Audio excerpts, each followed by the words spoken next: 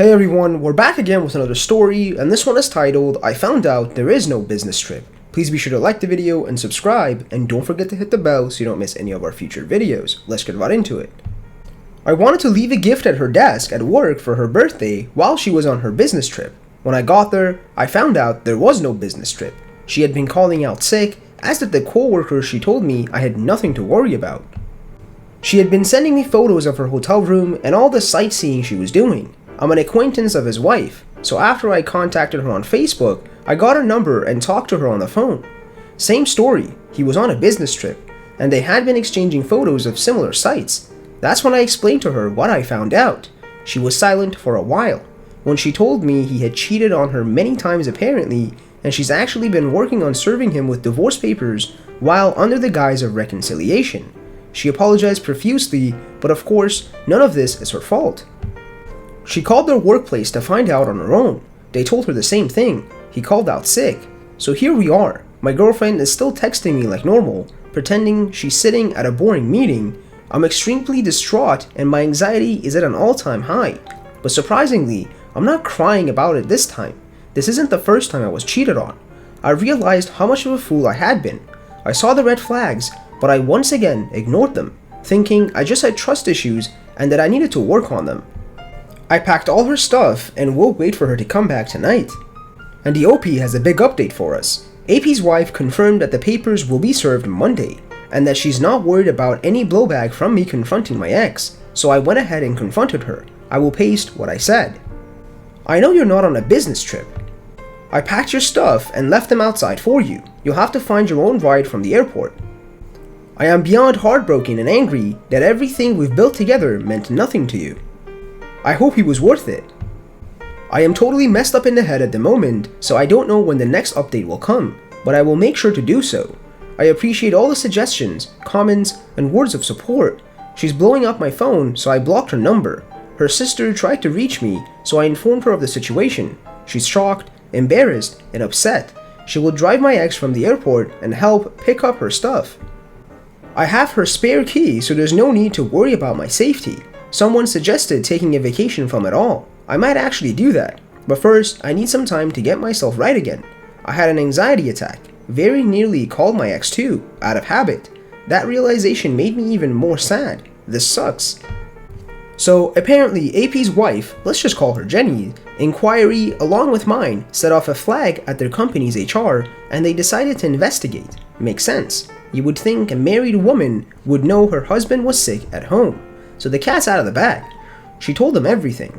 I'm my ex's emergency contact, so they tracked my number and contacted me about half an hour ago, asking how she was doing. She called out sick and hasn't responded in a few days. I told them everything as well. She wasn't sick.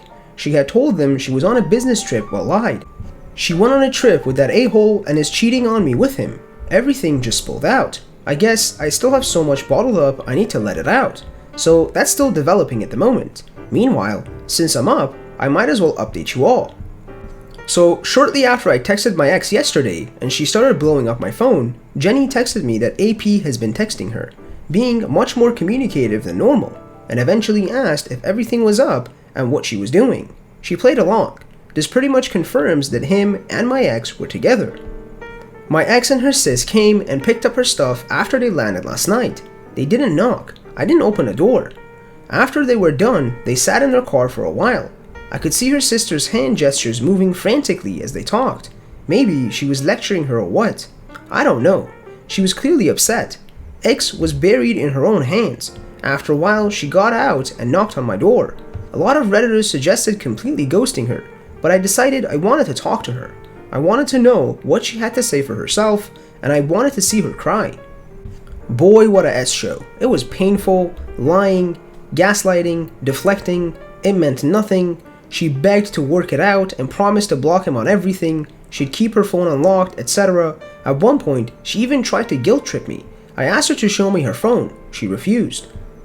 I was done. I told her to get out of my face and never contact me again.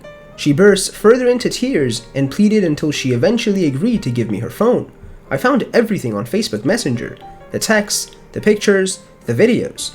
Conversations about me, how clueless I was, how she felt guilty, but was too excited to care at the moment.